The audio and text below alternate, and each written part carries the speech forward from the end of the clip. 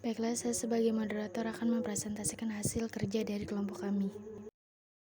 Pengertian filsafat. Filsafat adalah suatu kebijaksanaan hidup atau filosofia untuk memberikan suatu pandangan hidup secara menyeluruh berdasarkan refleksi pengalaman hidup dan pengalaman ilmiah. Objek kajian filsafat yang pertama objek material dan yang kedua objek formal.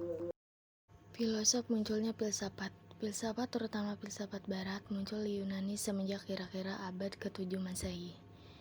Filsafat muncul ketika orang-orang mulai berpikir dan berdiskusi akan keadaan alam, dunia, dan lingkungan di sekitar mereka, dan tidak menggantungkan diri kepada agama lagi untuk mencari jawaban atas pertanyaan-pertanyaan ini.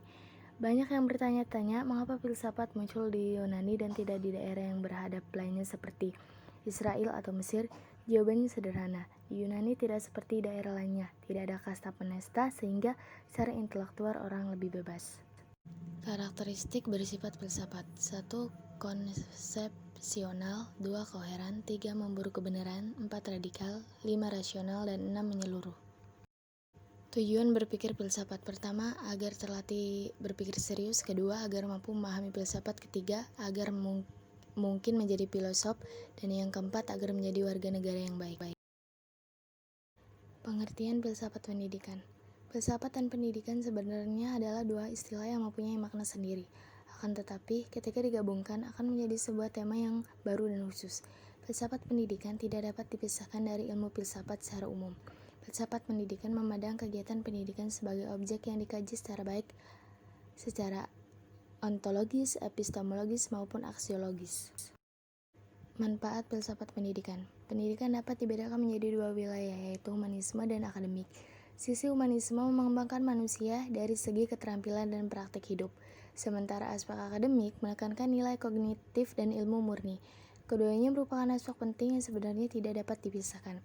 Filsafat pendidikan berperan untuk terus menganalisis dan mengkritisi aspek akademik dan humanis demi sebuah pendidikan yang utuh dan seimbang.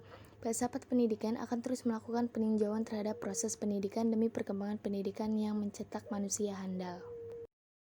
Objek kajian filsafat. 1. Hakikat manusia ideal sebagai acuan pokok bagi pengembangan dan penyempurnaan. Kedua, pendidikan dan nilai-nilai yang dianut sebagai suatu landasan berpikir dan mempengaruhi tatanan hidup suatu masyarakat. 3. Tujuan pendidikan sebagai arah pengembangan model pendidikan. 4. Relasi antara pendidikan dan peserta didik sebagai subjek dan objek. 5. Pemahaman dan pelaksanaan kurikulum dalam pendidikan. 6. Metode dan strategi pembelajaran disesuaikan dengan kondisi peserta didik. 7. Hubungan antara lembaga pendidikan dengan tatanan masyarakat dan organisasi serta situasi sosial sekitar. 8. Nilai dan pengetahuan sebagai aspek penting dalam pembelajaran. 9. Kaitan antara pendidikan dengan kelas sosial antara kenaikan taraf hidup masyarakat. Dan terakhir, aliran filsafat yang dapat memberikan solusi atas masalah pendidikan. Filsafat adalah suatu kebijaksanaan hidup atau filosofia untuk memberikan suatu pandangan hidup secara menyeluruh berdasarkan refleksi terhadap pengalaman hidup dan pengalaman ilmiah. Objek kajian filsafat terbagi menjadi dua, yaitu objek material dan objek formal. Filsafat, terutama filsafat barat, muncul di Yunani semenjak kira-kira abad ke-7 Masehi. Filsafat muncul ketika orang-orang mulai berpikir dan berdiskusi akan keadaan alam dunia dan lingkungan di sekitar mereka, dan tidak menggantungkan diri kepada agama lain untuk mencari jawaban atas pertanyaan-pertanyaan ini. Karakteristik berpikir filsafat umum ada 6, yaitu konsepsional, koheran, memburu kebenaran, radikal, rasional, dan menyeluruh. Filsafat pendidikan merupakan ilmu filsafat yang mempelajari hakikat pelaksanaan dan pendidikan. Bahan yang dipelajari meliputi tujuan, latar belakang, cara, hasil, dan hakikat pendidikan. Filsafat pendidikan berperan untuk terus menganalisis dan mengkritisi aspek akademik dan humanis demi sebuah pendidikan yang utuh dan seimbang.